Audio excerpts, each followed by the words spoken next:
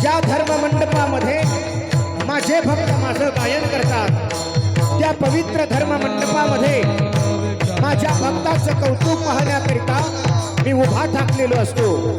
अरे या ही धर्म मंडपामध्ये तो भगवान आपलं कौतुक पाहण्याकरिता उभा ठाकलाय।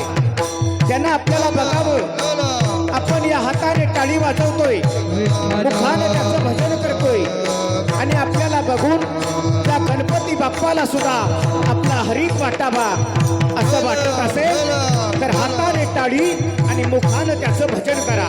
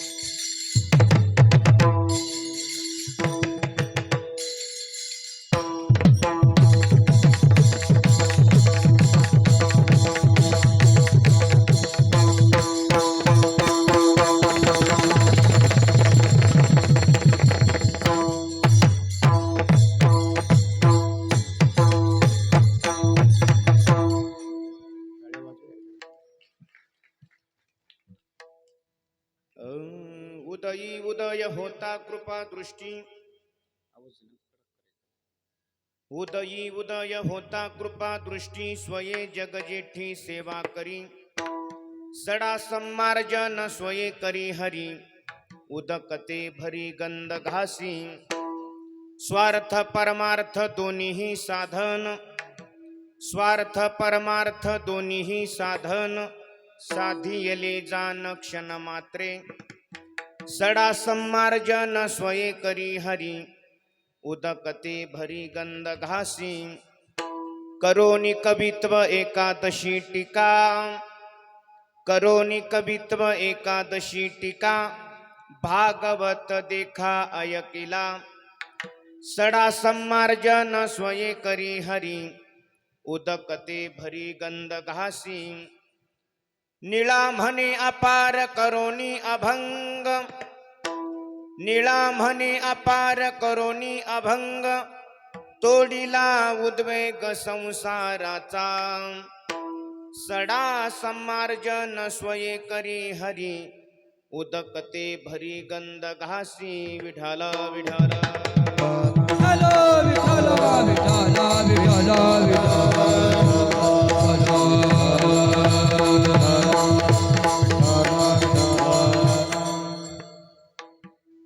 नमो ज्ञानराजा नमो ज्ञानदेवा नमो ज्ञान सिंधू सखा पूर्ण माझा मतिमंद ते ज्ञानदाता दिनासी नमस्कार माझा सद्गुरु ज्ञानेश्वरासी नमो विठ्ठला राजया पांडुरंगा नमो रुक्मिणी माऊली ज्ञानगंगा नमो पुंडलिका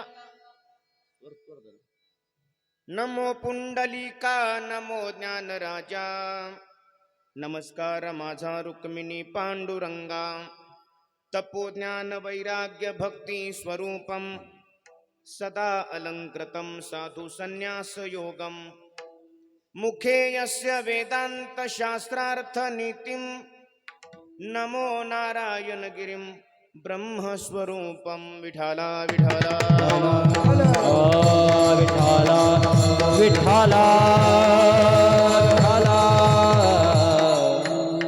उदयी उदय होता कृपा दृष्टी स्वये जग जेठी सेवा करी सडा सम्मार्जन स्वये करी हरी उदकते भरी गंध घासी मुक्त कैवल्य तेजोनिधी भगवान श्री ज्ञानोबाराय अखिल कोटी ब्रह्मांड नायक पंढरीशु पांडुरंग परमात्मा वैराग्याचे रागरसिक जगद्गुरु तुकोबाराय ब्रह्मलीन सद्गुरु नारायण गिरीजी बाबा भगवान गणरायाला साष्टांग अभिवादन करतो. भगवंताच्या चरणावर माझा माथा विनम्र भावाने नतमस्तक करतो आणि या चिंतन रूपी सेवेला आरंभ करतो. विठाला विठाला विठाला विठाला विठाला.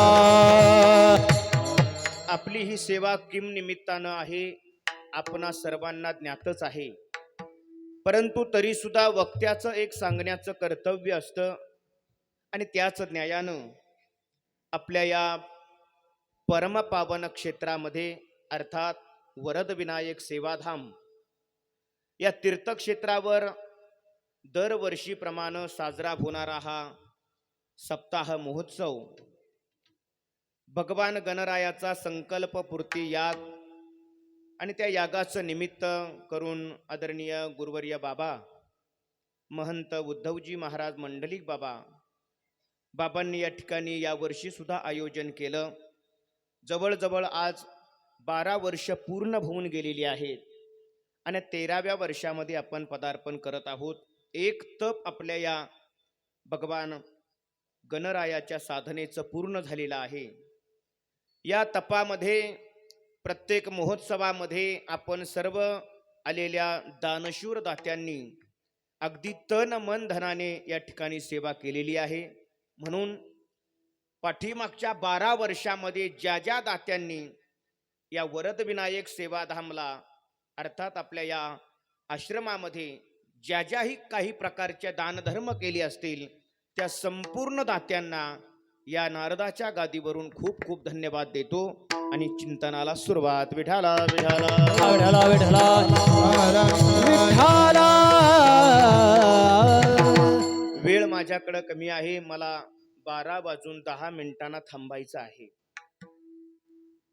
शाळा कितीही उशिरा भरली तरी ती वेळेवर सुटत असते, म्हणून तुम्ही काळजी करू नका. अगदी वेळेमध्ये मी थांबणार आहे. गुरुवर्य बाबांच्या आशीर्वादाने मार्गदर्शनाने प्रेरणेने आपला हा अखंड हरिनाम सप्ताह सुरू आहे. या सप्ताहामध्ये अनेक थोर कीर्तनकार, गायनाचार्य, मृदंगाचार्य सर्वांची आपल्याला नित्यानं या ठिकाणी सेवा मिळत आहे. या वर्षी सुद्धा आदरणीय हरिभक्तीपरायण बाबासाहेब महाराज सातपुते, हरिभक्तीपरायण काशीनाथ महाराज टेकाळे, हरिभक्तीपरायण बाळासाहेब महाराज पवार, ऋषिकेशजी महाराज शेटे, गणेशजी महाराज गीते, वारकरी गायन ज्यांचं असतं आणि आमच्या संस्थेमध्ये जोग महाराजांच्या वारकरी शिक्षण संस्थेमध्ये बरोबर अध्ययन करण्याचा योग आला अशी आमचे गुरुबंधू गायनाचार्य, युवा कीर्तनकार नंदू महाराज, त्यांनाही खूप खूप धन्यवाद देतो. दुसरे मृदंगाचार्य हरिभक्तीपरायण गणेशजी महाराज सजगुरे आहेत. त्याचबरोबर आमचे आदरणीय अशोकजी महाराज निर्फळ बाबा आहेत. हरिभक्तीपरायण मोरे महाराज या ठिकाणी उपस्थित आहेत. आदरणीय आपल्या सेवाधामामध्ये भरपूर सेवा ज्यांची आहे, कालच बाबांनी सांगितलं 2-3 महिने अगोदर हे सगळं नियोजन करत असताना बाबांबरोबर अगदी मोलाची साथ ज्यांची आहे, आदरणीय भारतजी महाराज दाहुणे, कालच आपण चिंतन सेवा ऐकली, अतिशय गोड सेवा केली, त्यांनाही धन्यवाद. इकडच्या बाजूना काळे महाराज आहेत, मामा आहेत, आमचे दादा आहेत, सर्वांना धन्यवाद. आदरणीय गुरुवर्य बाबांचे पिताश्री हरिभक्तीपरायण मंडलिक दादा या ठिकाणी आवर्जून उपस्थित आहे. दादांनाही खूप खूप धन्यवाद. आमच्या आश्रमातील सर्व गोड आणि गुणीजन सुंदर असे विद्यार्थी या ठिकाणी सेवा देत आहेत. आमच्या आश्रमातील या विद्यार्थ्यांचं योगदान प्रत्येक ठिकाणी अतिशय महत्त्वाचं आणि प्रमुख भूमिका बजावण्याचं योगदान आश्रमातील विद्यार्थ्यांचं असतं. सगळे विद्यार्थी या ठिकाणी उभे आहेत. हार्मोनियम सेवा निंबाळकर सर आहेत, मृदंगाच्या सेवेमध्ये आदरणीय भांड महाराज आहेत, किरण महाराज आहेत. आत्ताच महाराजांचं आगमन झाले, तुम्हालाही धन्यवाद. आपल्याला गोड माईक सिस्टीम ज्यांची आहे, आपल्या परिसराचं भूषण रविभाऊ चौधरी, त्यांनाही खूप खूप धन्यवाद देतो. आपण सर्व आलेले श्रोतृवर्ग सर्वांच्या चरणारविंदी माझा माथा विनम्र भावाने नतमस्तक करतो आणि माझ्या चिंतनाला आरंभ. विठाला विठाला विठाला विठाला विठाला विठाला विठाला. सेवेकरिता निवडलेला जो अभंग आहे तो सद्गुरु भक्त निळोबारायांचा आहे. या अभंगामध्ये सद्गुरु भक्त निळोबाराय नाथांची सेवा भगवान परमात्मा कशी करतो त्याचं चिंतन या अभंगाच्या माध्यमातून आपल्या समोर मांडतायत. की उदयाच्याच ठिकाणी उदय कसा होतो याचा मी आणखी एक अर्थ लावला. ज्या वेळेला वरद विनायक सेवा धामची स्थापना झालेली नव्हती, त्याच्या अगोदरची ही जी भूमी आहे, ही भूमी सामान्य भूमी होती. नवे नवे परिसरातील या सामान्य व्यावहारिक भाषेत सामान्य भूमी आहेत. पण ज्या वेळेला आदरणीय निर्मळ नानांनी ही भूमी वरद विनायक सेवा धाम करता दान दिली, त्याच्यानंतर बाबांनी गणपती बाप्पाची उपासना करून या ठिकाणी गणपती बाप्पाला विराजमान केलं. अर्थात झालं काय, अगोदरची भूमी होती ती सामान्य भूमी होती, पण गणपती बाप्पा आणि बाबांच्या साधनेमुळे या भूमीला एक विशेष वैभव प्राप्त झालं.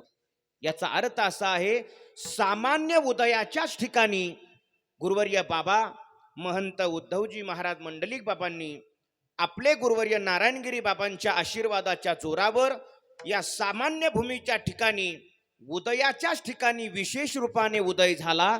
याचाच अर्थ उदयी उदय होता कृपा दृष्टी. विठाला विठाला.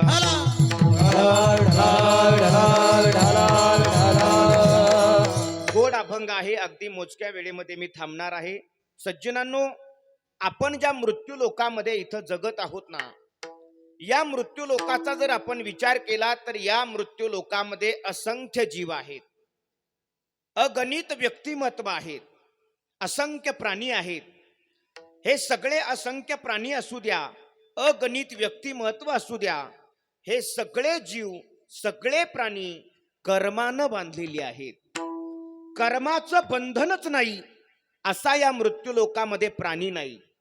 कर्माचं बंधनच नाही असा मृत्यू लोकामध्ये जीव नाही, आणि कर्माचं बंधनच नाही असा मृत्यू लोकामध्ये प्राणी नाही. विठाला विठाला. या मृत्यू लोकातली संपूर्ण शाखा ही कर्मानं बांधलेली शाखा आहे. गीतेतली छोटी छोटी पदं आहेत, विस्तार करत बसणार नाही. भगवान म्हणतात, कर्मानुबंधीनी मनुष्य लोके.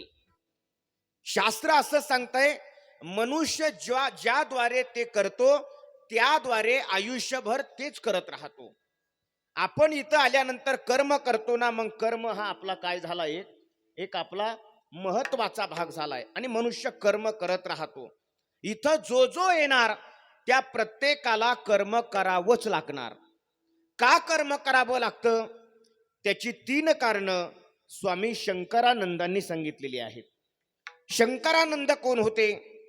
जसं विश्वमाऊली ज्ञानोबारायांनी गीतेवर टीका केली आणि ज्ञानेश्वरी ग्रंथ जन्माला आला, तसं शंकरानंद नावाच्या महात्म्यानं श्रीमद भगवद्गीतेच्या 3ऱ्या अध्यायावर टीका केली आणि त्याच्यातून जो ग्रंथ जन्माला आला त्या ग्रंथाला त्यांनी स्वतःच नाव दिलं शंकरानंदी. विठाला विठाला. विठाला विठाला.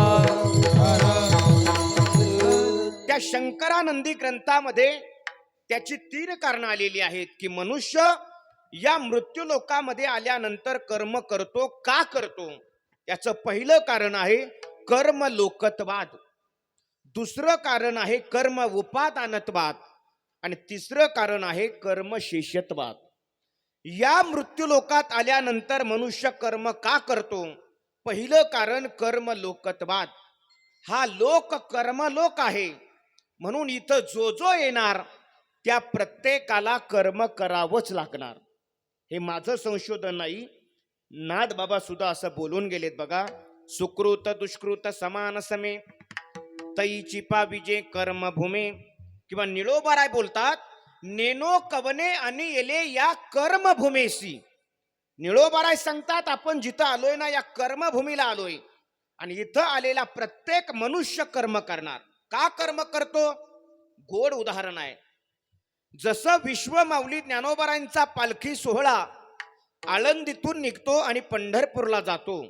मग ऐका, त्या पालखी सोहळ्यामध्ये जो जो वारकरी जाणार त्या प्रत्येक वारकऱ्याला माऊली माऊली माऊली म्हणावंच लागणार. का. कारण ते त्या सोहळ्याचं महात्म्य आहे. मग त्या पालखी सोहळ्यामध्ये वारकरी येऊ द्या नाहीतर चोर येऊ द्या, त्याला माऊली माऊली म्हणावंच लागतं बुवा.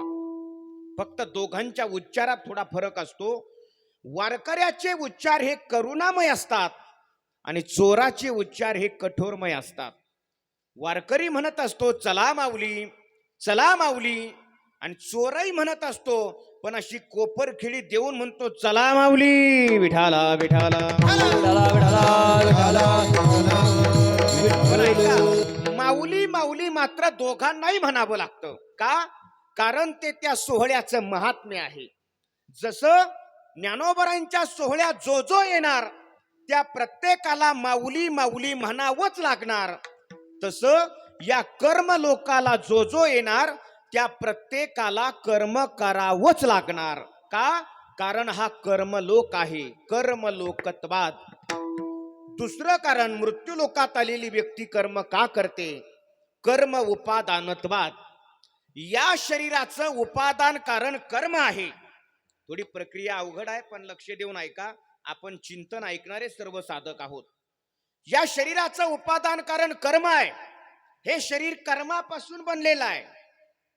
कदाचित एखादा सद्ग्रहस्थ म्हणेल महाराज अहो आम्ही ज्ञानेश्वरीचं पारायण करतोय. ज्ञानोबाराय स्वतः सांगतात यया ते रूपा आणि ती 5 मिळवणी. हे शरीर पंचमहाभूताचं बनलंय आणि तुम्ही सांगताय शरीर कर्मापासून बनलंय. तरी माझा दावा आहे हे शरीर कर्मापासूनच बनलेलं आहे. का. जसं आपल्या शरीरात पंचमहाभूत आहेत तसं पशवादिकांच्या सुद्धा शरीरात पंचमहाभूतच आहेत. मग आपल्या शरीरात पंचमहाभूत आहेत, आपल्याला माणसाचा आकार मिळाला. कुत्र्याच्याही शरीरात पंचमहाभूत आहेत ना हो, पण कुत्र्यांना हा आकार नाही मिळाला कारण हे सरळ मॉडेल आहे, सरळ. म्हणून ध्यानात ठेवा, या सरळ शरीराला आलेल्या माणसानं सरळ वागायचं. जर का आडवा वागला का देव त्याला पुढचा जन्म आडवा देतो. मग अख्ख्या गावात भोभा भोभा विठाला विठाला.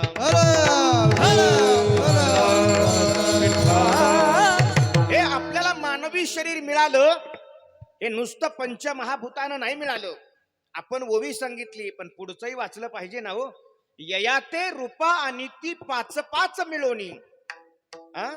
पण महाराज असं एका ठिकाणी बोलतायत की देह हे 5 झाले कर्माच्या गुणी गुंतले. कर्माच्या ओतप्रोत धाग्यानं हा देह भरलेला आहे. आणि म्हणून शास्त्र सांगतं यथा उपादानम तथा कार्यम. ज्याद्वारे मनुष्य बांधला जातो त्याद्वारे मनुष्य तेच करतो.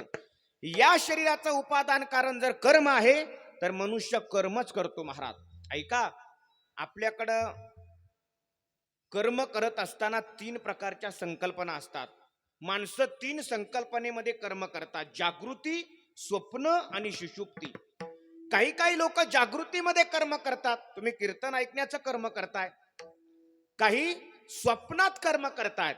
बरेच लोक स्वप्नात कांद्याचा भाव पाहून येतात. आहे नाही आता बरा चालू आहे का नाही. स्वप्नात कर्म.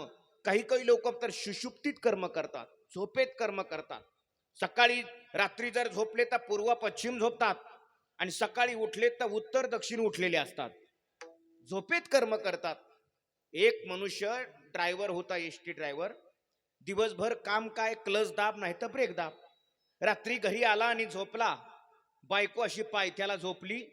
याला रात्री 12 वाजता त्याच्या दिवसभरातल्या कर्माची आठवण झाली आणि कर्माची आठवण झाल्याबरोबर जसा ब्रेक दाबला तशी पुढची गाडी चक ओट्याच्या खाली. विठाला विठाला.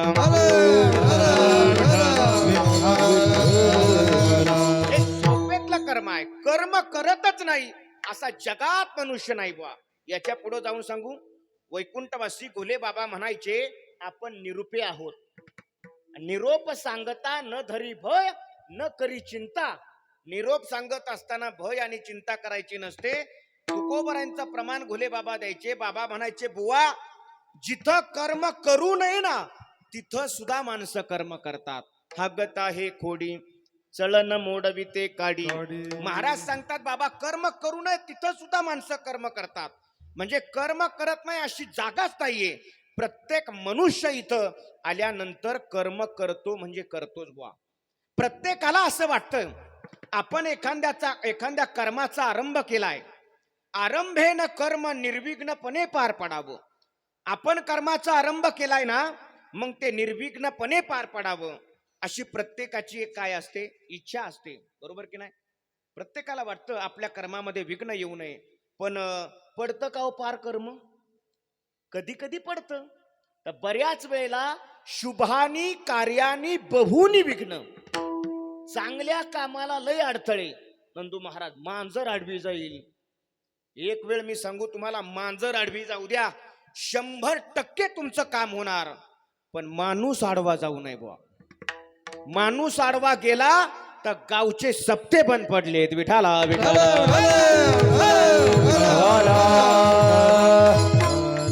मांजरापेक्षा हे बोके बेकार आहे. आणि 2-4 असतातच की त्यांच्यामुळे चांगल्या चांगल्या सप्ताहाला अडचणी येतात. विठाला विठाला. मग प्रत्येकाला वाटतं आपलं कर्मकडेला जावं, पण कर्मकडेला जात नाही महाराज, जात नाही. एखादा म्हणेल महाराज आमच्या दंडातल्या बाहुबलात ताकद आहे, आम्ही हे मृत्यू लोकातलं कर्म कडेला घेऊन जाऊ. तुकोबराज सांगतात ए बाबा, असा कोण मायका लाल आहे की या मृत्यू लोकातलं कर्म आपल्या दंडातल्या बाहुबलाने कडेला नेऊ शकतो. या जगात कोणीच नाहीये बुवा. महाराजांचं प्रमाण आहे, ऐसे नाही बळ कवनाचे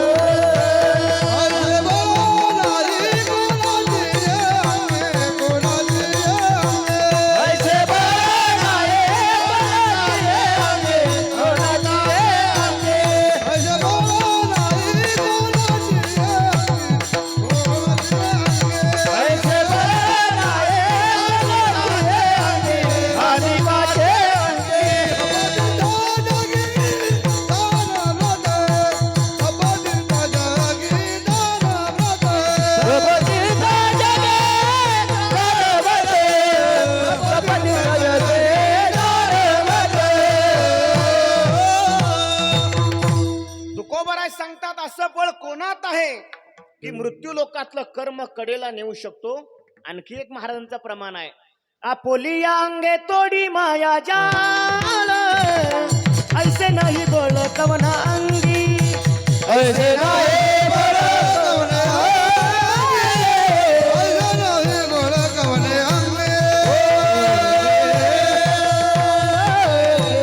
महाराज सांगतात असा कोण आहे की जो मृत्यू लोकातलं कर्म कडेला नेऊ शकतो. मग महाराज आम्हाला तर वाटतंय आमचं या मृत्यू लोकातलं कर्म कडेला जावं आणि आमच्यात तर बळ नाही, मग आमचं कर्म कडेला जाईल की नाही? महाराज सांगतात, बाबा रे नक्की जाईल, पण याच्याकरिता तुला कुणाची ना कुणाची सहाय्यता घ्यावी लागेल. सहाय्यता घेतल्याशिवाय मृत्यू लोकातलं कर्म कडेला जातच नाही बुवा. मग कशी सहाय्यता घ्यायची? कधी एकाची घ्यावी लागेल, कधी दोघाची, कधी तिघाची, कधी अनेकांचं सहकार्य घ्यावं लागेल. जुन्या काळातला एक श्लोक आहे, शास्त्रकार सांगतात बघा, एकस्तपहा द्विराभ्यासी त्रिभिर्गीतम चतुष्पदम सप्त पंचक्रोशिनः संग्रामो बहुभिर्जनैः. शास्त्रकार श्लोक सांगतात, एकच तपहा. मोरे महाराज तप करायचं असेल तर एकट्यानं तप करायचं. तुकाराम महाराजांनी भंडाऱ्या डोंगरावर जाऊन एकट्यानं तप केलं आणि हे मी कीर्तनात सांगितलं. कीर्तन झाल्यावर एक जण माझ्याकडे आला आणि मला म्हटलं, महाराज मग मला बी तुकाराम महाराजांनी तप करावं वाटतंय, मग जाऊ का आमच्या पप्याच्या आईला घेऊन? म्हणजे बाळ मग तप नाही व्हायचं, महातप होईल. विठाला विठाला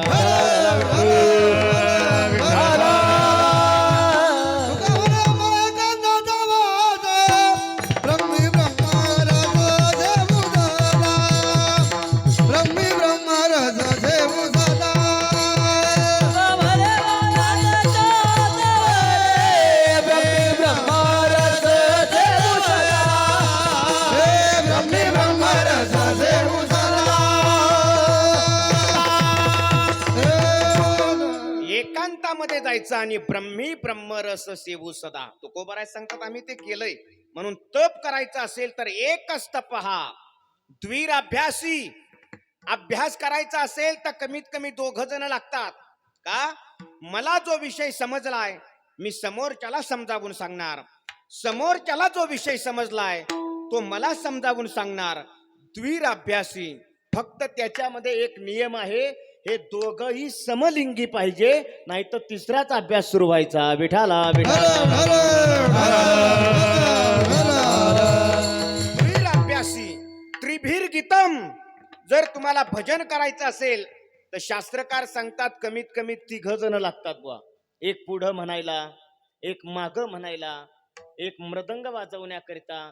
त्रिभिर्गीतम चतुष्पदम. जर तुम्हाला गावोगावी फिरायचं असेल तर याच्याकरता कमीत कमी 4 जण लागतात. भांड महाराज ते आपल्याकडे जुन्या काळात किंवा आजही येतात राजस्थानातून. दादा काय म्हणतात त्यांना, ते लोक कुंडली देतात आपल्याला पूर्ण. भाट भाट त्यांच्याकडे सुद्धा तो 1 जण नसतो, कमीत कमी 4-5 जण असतात बुवा. का? चतुष्पदम, गावोगावी फिरायचं असेल तर 4 जण लागतात. नंतर सांगितलंय सप्त पंचक्रोशीनः. जर शेती करायची असेल तर कमीत कमी 5 ते 7 जण लागतात बुवा, पण तेही घरातले लागतात. आज घरात माणसंच राहिले नाही शेती करायला, कारण कायदा आलाय हम दो हमारे दो आणि पहिले 2 जाने 2 वृद्धाश्रम. म्हणून आज शेती करायला माणसं राहिले नाही हो. म्हणून सप्त पंचक्रोशीनः. आणि नंतर शास्त्र सांगतंय संग्रामो बहुभिर्जनैः. जर तुम्हाला संग्राम करायचा आहे, रणांगण जिंकायचंय, युद्ध करायचंय, तर तिथं 1, 2, 3 नाही, तिथं अनेकांचं सहकार्य घ्यावं लागतं बुवा. सहकार्य घेतल्याशिवाय मृत्यू लोकातलं कर्म कडेला जातच नाही बुवा. का? अहो कलियुगातली शक्ती संघटनेत सांगितलेली आहे. प्रत्येक युगातली शक्ती आलेली आहे. शास्त्रकार सांगतात कृतयुगे मंत्र शक्ती. बाळू महाराज कृतयुगामध्ये मंत्र म्हटला का तुमचं कामच होणार बुवा. तुम्ही नुसतं असं म्हटले ना ओम फट स्वाहा, काम झालंच म्हणून समजा.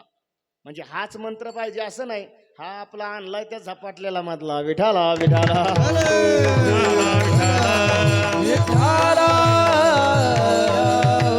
कृतयुगामध्ये जो मंत्र म्हणणार त्याचं काम होणार बुवा. कृतयुगे मंत्र शक्ती. यज्ञ शक्तिश्च त्रेतायाम. त्रेतायुगामध्ये जो यज्ञ करणार त्याचं काम होणार. आणि नंतर सांगितलंय युद्ध शक्तिश्च द्वापारे. द्वापार युगामध्ये जो युद्ध करण्याची ताकद ठेवणार, संग्राम रणांगण करायची ताकद ठेवणार ना, त्याचं काम होणार. आणि कलियुगातली शक्ती सांगताना शास्त्रकार सांगतात संघ शक्ती कलियुगे. कलियुगातली शक्ती कशात आहे? संघटनेत आहे. म्हणून तुकोबाराय सुद्धा आपल्याला एका ठिकाणी मोलाचा उपदेश करताना म्हणताय, तुका पाया लागे, आहा, तुका पाया लागे,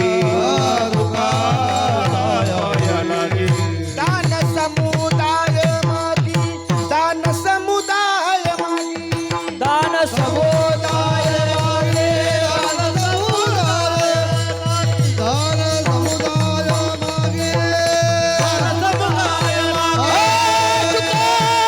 पाया लागी, जय हो. समुदाय मागी, दान समुदाय मागी, दान समुदाय मागी.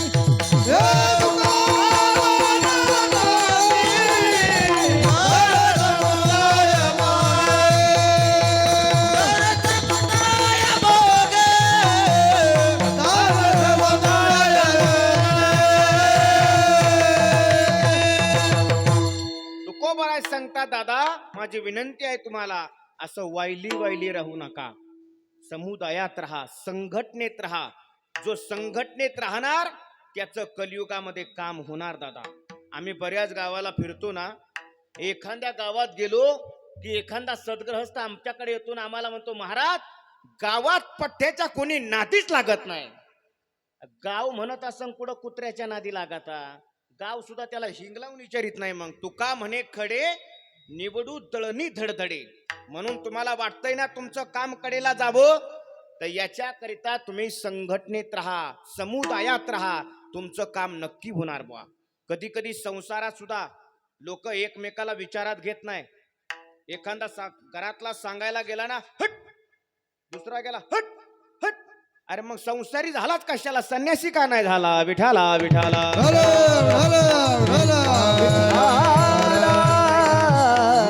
संसार कशाला म्हणतात? संसार कशाला म्हणतात? तड जोडीला संसार म्हणतात, मोड तोडीला संसार म्हणत नाही. मोड तोडीला भंगारवाला म्हणतात. संसारात राहायचंय ना. पान कधी रंगत पंत? पान कधी रंगत? नुसता काट टाकल्यावर पान रंगत का? नुसता चुना टाकल्यावर पान रंगत का? नाही. पान, काच, चुना, सुपारी एकत्र आलं की रंगलंच बा. मग तुम्हाला तुमच्या संसारात रंग यावा वाटतो ना, संसार रंगावा असं वाटत असेल ना, तर घरातल्या चार चौघाला विचारात घेत जा. विठाला विठाला.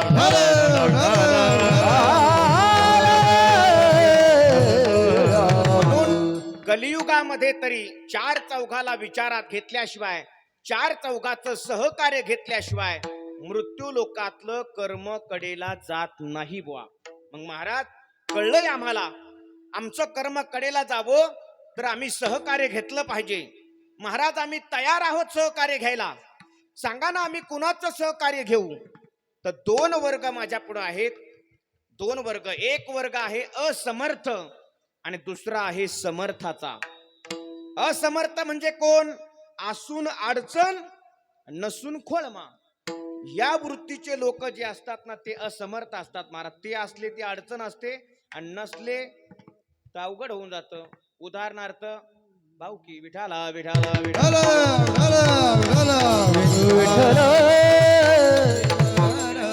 असले तर जगू देत नाही आणि त्यांच्याशिवाय मसनात जाता येत नाही.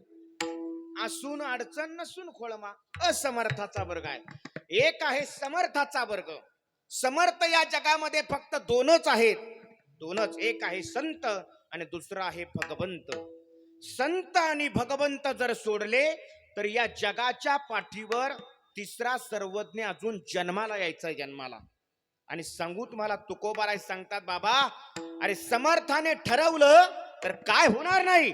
एखाद्या म्हणे आले समर्थाच्या मना, जरी होय राणा रंग त्याचा, जरी होय राणा रंग त्याचा, जरी होय राणा रंग त्याचा.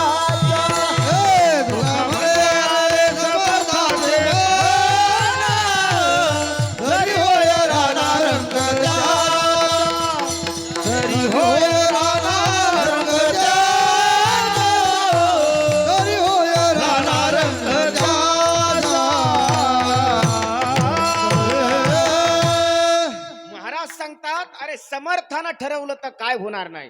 हा, ज्ञानोबरांचं एक प्रमाण आहे, मनोनी समर्थ जे जे करी ते का न हो नाही चराचरी. अहो, समर्थानं ठरवलं तर काय होणार नाही. म्हणून समर्थ संत आहेत, समर्थ भगवंत आहे. तुम्ही संतांचं सहकार्य घ्या, भगवंताचं सहकार्य घ्या. महाराज, आमचा प्रश्न आहे तुम्हाला, संत सहकार्य करतात का? भगवान सहकार्य करतो का? निळोबाराय सांगतात, बाबा नक्की सहकार्य करतात. भगवंतही करतो आणि संतही सहकार्य करतायत. पण कोणाला सहकार्य करतायत? तर निळोबाराय सांगतात, ज्या भक्तावर गुरु कृपा झालेली आहे आणि गुरु कृपेमुळे त्या भक्ताच्या सामान्य ज्ञानाच्या ठिकाणी विशेष रूपाने ज्ञानाचा उदय झालाय, त्याच भक्ताची भगवान आणि संत सहकार्य करतात. अभंगाचं पहिलं चरण. उदयी उदय होता कृपा तुझी. उदयी उदय होता कृपा तुझी. उदयी उदय होता कृपा तुझी. उदयी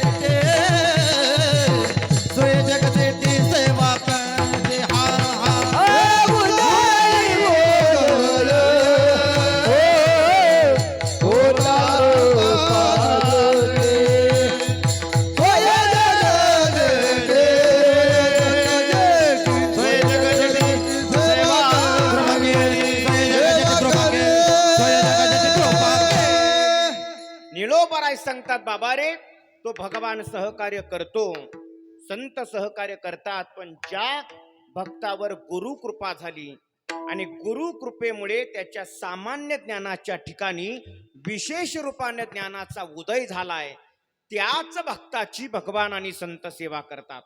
मला गोड उदाहरण सांगून जातो.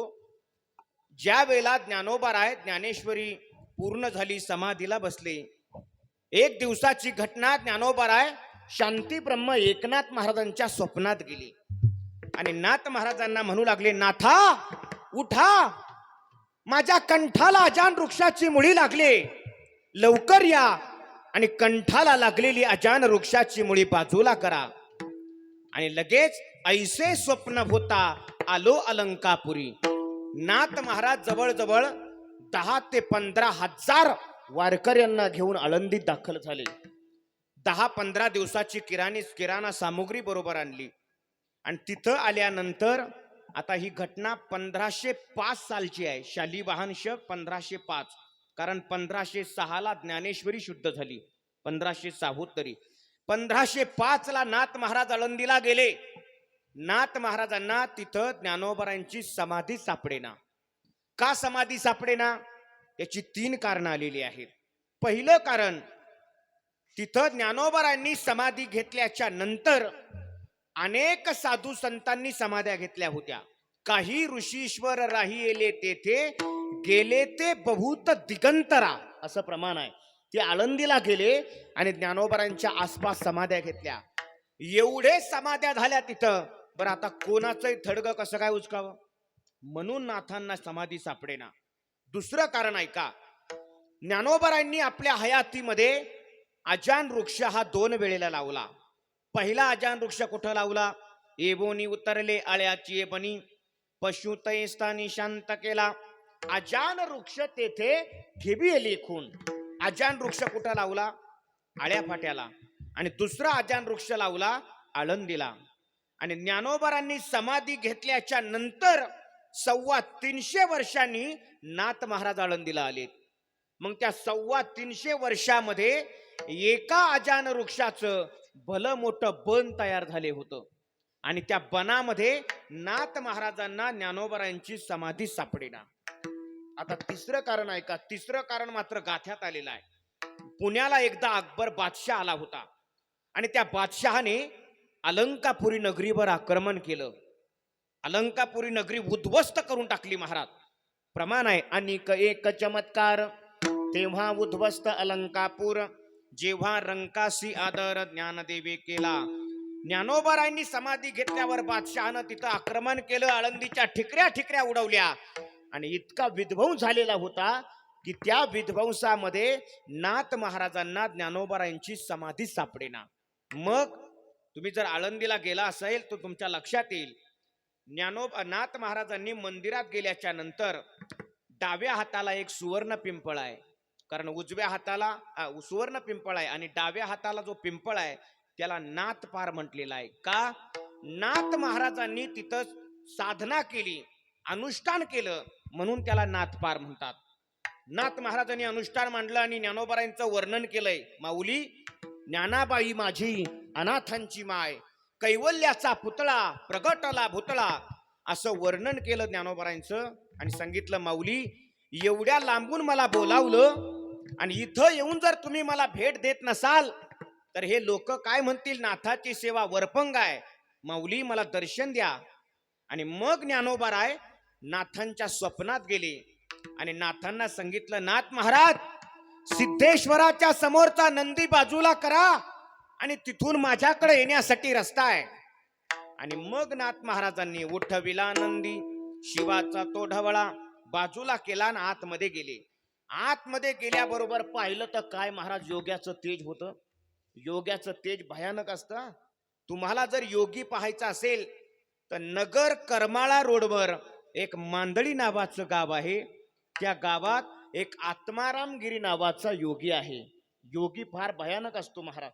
योग्याला ज्ञानोबाराय बोलतात, तो पाण्यातून चालला तरी त्याचे पाय भिजत नाहीत महाराज, अजिबात भिजत नाही. आणि योग्याचं वर्णन करताना 6व्या अध्यायात तर सांगतात, स्वर्गातला आवाज ऐकू शकतो, मेरू पर्वताच्या पलीकडचं बघू शकतो. अरे, मुंगीच्या मनात काय चाललंय हे सुद्धा योग्याला कळतं महाराज. हे सुद्धा स्वर्गीचा आलोच ऐके, मेरू पर्वता पलीकडील देखे, मनोगत ओळखे मुंगीचे. हे योग्याची ताकद आहे. ज्ञानात महाराजांनी ज्ञानोबारायांना पाहिलं आणि जसे गेले तसे ज्ञानोबारायांना आलिंगन दिलं महाराज. पण व्हायचं काय? योगी योग मुद्रा साधल्यामुळे त्याच्या शरीरातल्या पंचमहाभूतापैकी काही भूत निघून गेलेली असतात. योग्याच्या शरीरातून पृथ्वी नावाचं जे भूत आहे, तत्व आहे, ते निघून गेलेलं असतं. म्हणून नाथ महाराजांनी मिठी मारली, आलिंगन दिलं ज्ञानोबारायांना, पण ज्ञानोबारायांचा स्पर्श नाथांना होत नव्हता महाराज. आणि मग मात्र नाथ बाबा बोलतात, माऊली, मला तुम्ही आलिंगन देणार नाही. आणि महाराज, नाथ महाराजांना ज्ञानोबारायांनी आलिंगन दिलंय. आपल्याला अभंग पाहायला मिळतो महाराज, मज वाटे त्यासी आलिंगन वाटे त्याचे आलिंगन द्यावे, मज वाटे त्याचे आलिंगन द्यावे,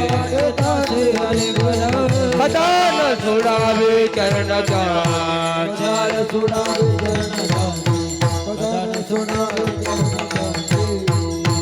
नाथ महाराजांना ज्ञानोबारायांनी आलिंगन दिलं. आणि नाथ महाराज म्हणतात, माऊली कुठं तुमच्या कंठाला अजान वृक्षाची मुळी लागली आहे? मग मला तर तुम्ही निमित्त सांगितलंय. ज्ञानोबाराय म्हणतात, नाथ महाराज, अहो मी तुम्हाला बोलवण्यासाठी हे निमित्त केलंय. मोठी माणसं निमित्त करत असतात, ध्यानात ठेवा. वैकुंठवासी घुले बाबा म्हणायचे, इथं मोठ्यानं मोठ्याला दिलेला मोठेपणा आहे. विठाला विठाला. मोठी माणसं निमित्त करत. आता लोक म्हणतात, महाराज आमच्या घरी चहा प्यायला या ना. आम्हाला चहा मिळत नाही का?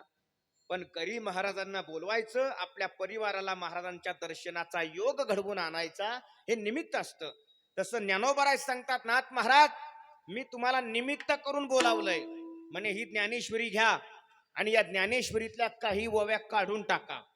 आता ज्ञानेश्वरीत ओव्या किती आहेत हो? किती ओव्या आहेत ज्ञानेश्वरीमध्ये? ओव्या किती आहेत? 9030 ओव्या, बरोबर. पण खरं सांगू, मोरे महाराज ज्ञानेश्वरीत ओव्या आहेत 10,000. किती आहेत? निळोबारांचं प्रमाण आहे, ग्रंथ सिद्ध केला 10,000. 10,000 ओव्या ज्ञानेश्वरीत आहेत. मग तुम्ही म्हणाल, महाराज आमच्याकडे फक्त 9030 ओव्या आल्यात, बाकीच्या कुठं गेल्या? तेच सांगतोय तुम्हाला. ज्ञानोबारांनी 10,000 ओव्या असणारा ज्ञानेश्वरी ग्रंथ नाथ महाराजांच्या हातात दिला आणि सांगितलं, नाथ महाराज या ज्ञानेश्वरीतल्या काही ओव्या काढून टाका. म्हणे का? अहो या ज्ञानेश्वरीत काही ओव्या अशा आहेत, सोनं कसं तयार करायचं, चांदी कशी तयार करायची, पाताळ लोकातलं धन कसं शोधायचं, ह्या ओव्या पहिल्या काढून टाका. म्हणे का? अहो हे सोनं कसं तयार करायचं, चांदी कशी तयार करायची, म्हणे हे बिड्या फुके आहे ना, पारायण सोडून देतील आणि याच ओव्याच्या पाठीमागं लागतील. पहिल्या ओव्या काढून टाका. आणि मग नाथ महाराजांनी त्या ओव्या काढल्या आणि आपल्याकडे ओव्या राहिल्या 9030. विठाला विठाला. आता ऐका, मला महत्वाचा मुद्दा सांगायचा आहे. नाथ महाराज तिथं 15 दिवस राहिले. एकादशीला नाथांकडे सगळा किराणा संपला. आता द्वादशीची पंगत वारकऱ्याला द्यायची आहे.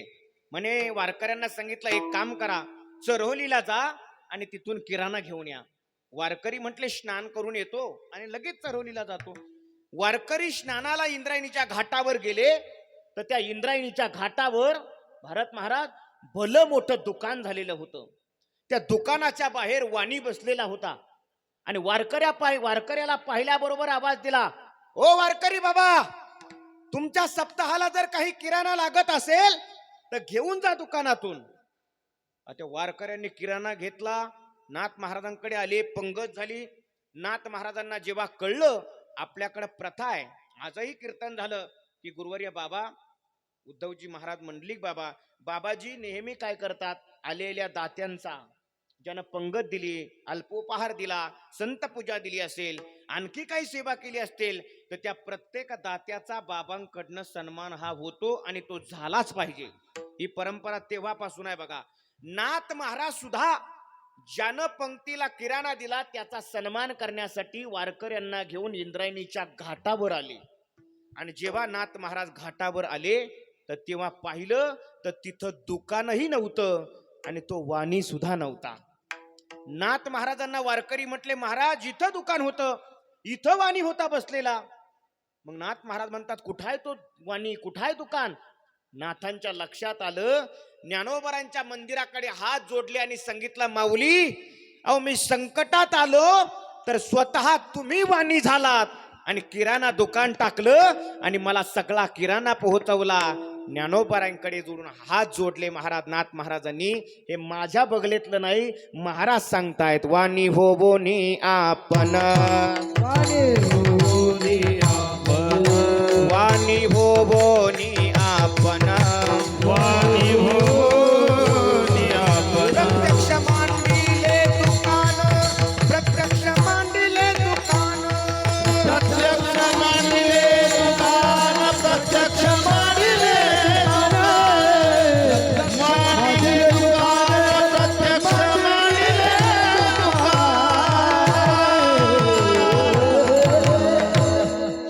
ज्ञानोबाराय वाणी झालेत महाराज. आणखी एक प्रमाण आहे, झाले ज्ञानदेव वाणी, आले सामुग्री घेऊनी, पर्व काळ द्वादशी असं त्याचं ध्रुवपद आहे. ज्ञानोबारांनी नाथ महाराजांना सहकार्य केलं की नाही? संकटात पडले तर संत सहकार्य करतात, याच्यावर मी बोलतोय तुम्हाला. आता भगवान सहकार्य कसा करतो तेवढं सांगतो आणि माझ्या वाणीला पूर्ण विराम देणार आहे. ऐका. नाथ महाराजांच्या घरी दरवर्षी बाळू महाराज आपल्या पितरांना भोजन असायचं. असे पितरांना जेवणाचं नियोजन केलं. पुरणपोळ्याचा स्वयंपाक जवळ असणाऱ्या हरिजन वाड्यामध्ये सुगंध गेला. ते हरिजन आणि त्याची बायको चर्चा करायला लागली. अरे काय नाथाच्या वाड्यातून आज पुरणपोळ्याचा सुगंध येतोय, आपल्याला जर खायला मिळालं तर किती चांगलं होईल. हे नाथ महाराजांनी ऐकलं आणि नाथ महाराज श्रीखंड्याला म्हणतात, श्रीखंड्या चल. हरिजन वाड्यात गेले. त्या हरिजनाला धरलं आणि म्हणे चला माझ्या वाड्यात जेवायला. ते हरिजन म्हणू लागला, महाराज तुमच्या पाया पडतो, तुम्ही हे भोजन ब्राह्मणांना बनवलंय, जर तुम्ही आम्हाला जेवू घातलं तर हे ब्राह्मण तुम्हाला वाळीत टाकतील. श्रीखंड्या बरोबरच होता. श्रीखंड्या म्हणे तुम्ही बिनधास्त जेवायला चला, या ब्राह्मणांनी जर नाथ महाराजांना वाळीत टाकलं ना तर मी त्यांना वाळूत पुरीन, पण तुम्ही बिनधास्त चला. महाराज घेतलं, आपल्या वाड्यात आले. वारकरी त्या हरिजनाला आणि त्याच्या पत्नीला जेवायला घातलं. आता जेवायला बसलं, पुंडली कवरदेवचा गजर झाला. बाहेर बसलेले 50 ब्राह्मण म्हणे, अय बघ रे कोण जेवायला बसलंय. तसं एक पोरग गेलं, त्यानं पाहिलं, अरे बाप रे, नाथ महाराजांना हरिजन जेवू घातला. काय ब्राह्मण बोलले नाथाला, नाथा ते हरिजन काय तुझे पितर होते का, त्यांना जेवू घातलं, तू जेवण पाठवलंय नाथा, आम्ही जेवायला येणार नाही. नाथ महाराज पाया पडत सुटले. वारकरी त्या ब्राह्मणाच्या की ब्राह्मण बुवा असं करू नका, अहो तुमच्यासाठी अन्न बनवलंय, अन्न वायाला जाईल, अन्नाचा अपमान होईल, जमणार नाही, आम्ही जेवायला येणार नाही. हा श्रीखंड्या तिथंच होता. श्रीखंड्या त्या ब्राह्मण बोल म्हणे, काका तुम्हाला येतं जेवायला? जमणार नाही म्हणे, येणार नाही म्हणे, पहिलं वाड्याच्या बाहेर निघा, तुम्ही नाही आले तुमचा बाप जेवायला येईल. तेवढ्यात एक जण म्हणे, हा माझा बाप कस काय येईल, माझा बाप तर कोरोनाच्या पहिल्याच लाटीत गेलाय, त्याला बी आणतो म्हणे, खाली काळजीच करू नको. महाराज 50 ब्राह्मण बाहेर बसले, बघूच म्हणे काय करतो हा. आणि मग नाथ महाराज संकटात काय करावं. श्रीखंड्या म्हणे, महाराज टेन्शन घेऊ नका, मी आहे ना. म्हणे तू काय करणार. श्रीखंड्यानं हातात पाणी घेतलं आणि वरती आकाशाकडे पाहिलं आणि मंत्र म्हटला, आ भवती पितरांदेही. धाड धाड धाड धाड धाड सगळे खाली आले. कोण? बाहेर बसलेल्या 50 ब्राह्मणाचे. कोणाचा बाप आला, कोणाची आई आली, कोणाचा चुलता आला, कोणाचा सासरा आला, कोणाची सासू आली, 2-4 जणांच्या तर मेवण्या बी आल्या होत्या. हे सगळे खाली आले आणि महाराज पाहिलं, हा एवढी पंगत बसली. आता पंगत बसली का मीठ वाढलं ना पंत्रवाळीवर, जेवण असं नीट होतं. पण पक्वान वाढले म्हणे, करायचं का सुरू, करा जय घोष पुंडलिक वरदा. तेवढ्यात लगे बाहेरचे ब्राह्मण म्हणे, ए जाय रे आता कोण बसलं जेवायला बघ. तसं एक पोरग गेलं, त्यानं खिडकीतून पाहिलं तर त्याचाच आजा खाली आलेला होता. तो म्हणे, बाबा अजून माझ्या चंपीचे केस नाही फुटले, तेच खाली आले का. ते म्हणे, जाय ना म्हातारीला सांग मी आलोय. पोरग जे पळत गेलं घरी, म्हातारी बसली होती चिंचेच्या झाडाखाली बुक्का लवीत. हे पोरग गेलं, म्हातारे बुक्का लावू नको, कुंकू लाव. म्हातारी म्हणे, मेल्या मुर्द्या, तुझा आजा गेल्यापासून तुझ्या सुद्धा मला चहात पाणी टाकून देतील, तू म्हणतो बुक्का लावू नको कुंकू लाव. अगं खरं सांगतो, बाबा गेले नाही, बाबा आले. म्हणे कुणाची कृपा, श्रीखंड्याची कृपा. आणि महाराज म्हणे, तुला बोलावलंय. म्हातारी निघाली. कशाला? म्हाताऱ्याला भेटायला. अशी म्हातारा खिडकीतच उभं होतं, असं वर टाचा करून पाहायचं. माग श्रीखंड्या होता. म्हणे घी जेवण नको पंचित्या करू. म्हणे 2 मिनिटं आता येतच असेल. तेवढ्यात म्हातारी आली. महाराज म्हाताऱ्यानं पाहिली. म्हातारी, हा लई वाकून गेली 10-12 दिवसात. श्रीखंड्या म्हणे, अरे जेव पंचित्या नको करू, 2 मिनिट. आणि महाराज काय, आता तुम्हाला यांचं माहिती आहे, तसं म्हातारीनं रडगाणं सुरू केलं. माझ्याकडे बघा. म्हातारी म्हणे, तुम्हाला काय सांगू, अहो तुम्ही गेल्यापासून तुमची सुनबाई मला चहात पाणी टाकून देते, स्वयंपाक धुणं माझ्याकडं, रोज क्षणाक्षणाला तुमची वाट पाहते. आणि खरं सांगते, मी अजून तुमची 2 दिवस वाट पाहिली असती, जर तुम्ही नसते आले ना तर मी खुशाल दुसरा नवस केला असता. नवस. तुम्हाला काय वाटलं, मी नवसाचं बोलतोय? ऐका, मला मुद्दा याच्यातून सांगायचा काय होता तुम्हाला. नाथ महाराजावर संकट आलं होतं की नाही. हा पण महाराजावर आलेलं संकट हे भगवंतानं निवारलं महाराज. म्हणून भगवान भक्ताची रक्षा करतो, भक्ताला सहकार्य करतो. पण कोणत्या भक्ताला? ज्या भक्ताच्या गुरु कृपेमुळे भक्ताच्या जीवनात सामान्य ज्ञानाच्या ठिकाणी विशेष रूपाने ज्ञानाचा उदय झालाय, उषक काल झालाय, त्या भक्ताची भगवान सेवा करतो. विठोबा रखुमाई विठोबा रखुमाई, विठोबा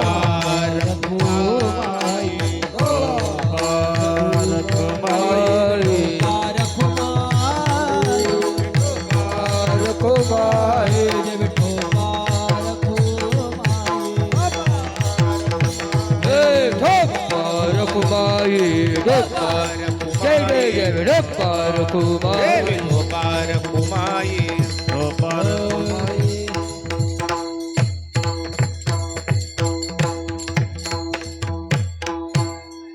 एका चरणाचा अर्थ तुम्हाला सांगितलाय. पुढची सगळी चरण कशाची आलेली आहेत? की त्या भक्ताची काय काय सेवा भगवंतानं केली, हे बाकीची सगळी चरण त्याची आलेली आहेत. नाथ महाराजांची सेवा का केली, कशी केली, ही सगळी चरण तुम्ही बघून घ्या. पहिल्या चरणाचा अर्थात मी सिद्धांताचा अर्थ समजावून सांगण्याचा प्रयत्न केला. ज्या कीर्तनात सेवेमध्ये जे बरोबर असेल ते आमचे गुरुवर्य महंत उद्धवजी महाराज मंडलिक बाबा गुरुवर्य बाबांचं आहे. आणि जे चुकीचं असेल ते माझ्या बुद्धीचे दोष समजा आणि माझे मला परत करा.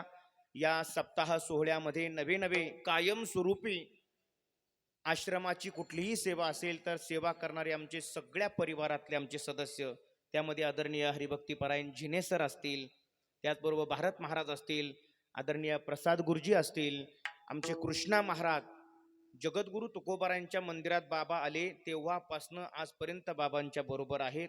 आणि प्रत्येक ठिकाणी अगदी मोलाचं सहकार्य त्यांचंही असतं. कृष्णा महाराजांनाही खूप खूप धन्यवाद देतो. आपण सर्वजण या महोत्सवामध्ये सामील होता. सर्व दात्यांचे पुनश्च एकदा खूप खूप धन्यवाद त्यांना देतो आणि माझ्या या सेवेला पूर्ण विराम देतो. ज्ञानेश्वर माऊली ज्ञानराज महाराज, ज्ञानेश्वर माऊली ज्ञानराज ज्ञानेश्वर माऊली ज्ञानराज माऊली, ज्ञानेश्वर माऊली ज्ञानराज माऊली. विठ्ठल जय जय विठ्ठल जय विठ्ठल जय जय